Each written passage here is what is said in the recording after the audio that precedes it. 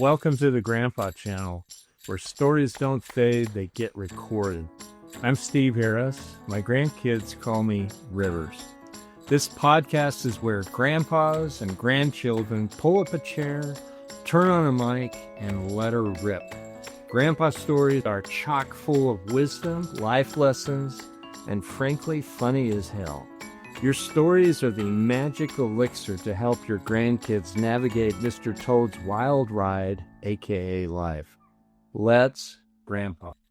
Listen up, grandpas. Have you actually pulled the trigger on recording your life story? I'm talking video, baby. They want to remember your corny jokes, your crooked smile, your rugged good looks, and the jaunty bounce of your voice. What if I told you there was a really easy way to do this? Recently, I sat down and I told my life story on video. Not the whole thing, but the good stuff, the messy stuff, the funny stuff, the parts I didn't want to forget and the parts that I did not want my kids and my grandkids to forget. Planted Media made it so easy. They came to me, set up everything, and then they did some editing voodoo magic that made me look like $1 million. Go to plantedmediaco.com and tell them Rivers sent you, and you'll get a nice little Grandpa Channel discount. All right, back to the show. Hello, and welcome to the Grandpa Channel. I have a fall message that I'd like to give to our vast following of grandpas. And it's a story. It's a story about me. In order to understand its importance to me, I need to give you a little bit of background. I was born way back in 1955, and I was born with a cleft lip.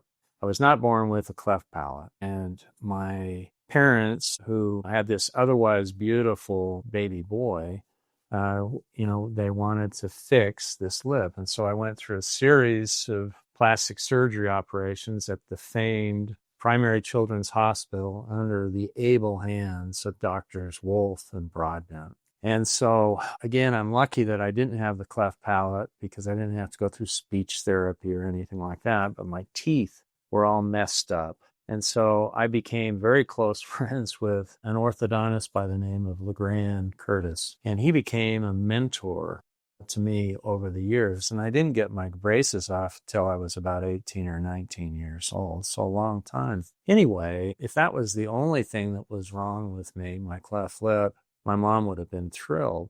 But I also had a little bit of a problem. And the problem is that I wasn't a particularly grateful little boy, and it worried my mom. And so my mom is this cute little daughter of Danish immigrants who came over in 1919. She had a wonderful sense of humor, an easy laugh. She was a great listener, and she was so patient and kind. And she decided in her own cute little head that she wanted to teach me about how to have an attitude of gratitude. Now, I wasn't a terrible kid, and I could be very, very charming when I wanted to be. The problem was I didn't always want to be. And so my poor mom and dad got to kind of deal with Steve, the intense and sometimes pretty surly child growing up.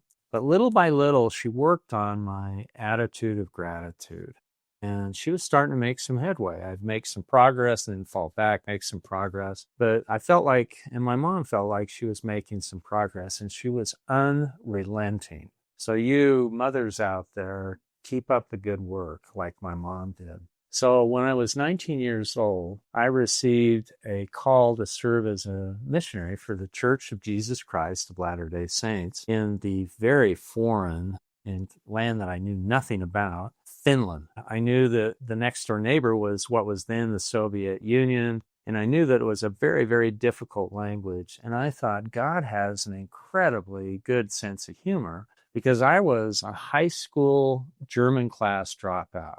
For a number of reasons, I begged my counselor to get out of the class, and she said, well, you never know, you might need to have a language. At any rate, I got out of there and then got that call to go to Finland, and I was petrified about learning a new language, and I was also not very well traveled. I had never been east of Evanston, Wyoming, and so I was like somebody literally falling off the back of a turnip truck. So I found myself in Kuopio, Finland in October of 1975. I'd been there for a little over a year, and I was having the time of my life. Through divine intervention and a lot of hard work, I was starting to make some real progress with my finish. It wasn't perfect, but I could make myself be understood. I love the country. I love the people. And I actually love the language. Learning this language was the hardest thing I have ever done. It was much harder than law school. And I felt some satisfaction that I was plugging away at it and seeming to do okay. So in October of 1975, in the beauties of fall in Finland, I was in about a 12-story apartment building in Kuopio, Finland, and I was ringing doorbells. And as I was ringing a doorbell, and where you wait for people to either open up or just to, they're not home or they don't answer the door, I felt a tug on my coat. And I looked down, and this little 6-7-year-old Finnish girl was talking to me in very tinny and absolutely unintelligible, at least to my ear, Finnish. But then I saw something that I couldn't focus on what she was saying to me. All I could focus on was this massive cleft lip that she had that went all the way from her lip on up through the nose, and it was a gaping hole, and it was gruesome looking. Now, I'd been the recipient of some not so kind comments growing up. Kids can be cruel and hurt my feelings, but I could only imagine what she had been through. It was obvious that she had not seen the inside of a pediatric plastic surgery office in her 6-7 years here on planet Earth. And I had something really interesting. All of my cute mom's teachings about having an attitude of gratitude just came cascading down on top of me. And I just thought of all of the wonderful things that had happened to me in my life. And I melted into a pool of gratitude.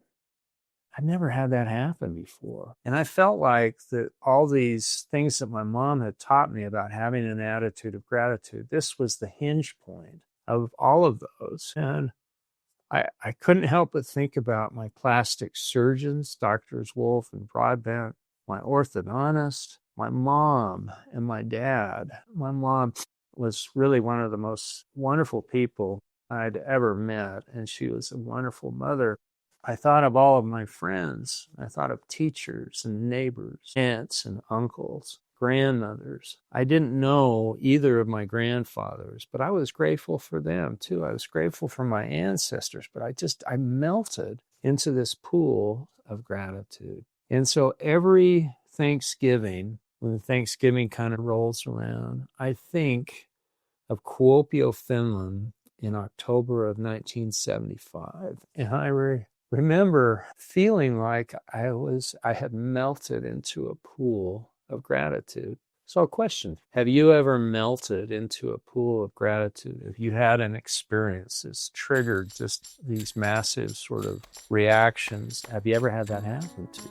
When you think about all of the blessings that you've had. And I hope that you have a wonderful Thanksgiving day. That's it for today's episode of the Grandpa Channel. Leave a review, share it with a friend, or better yet, tell your favorite grandpa. We're on a mission to gather 1 million grandpas, storytellers, wisdom keepers, and lovable wild cards. Until next time, keep the mic hot, the memories fresh, and the jokes just slightly inappropriate. I'm out of here.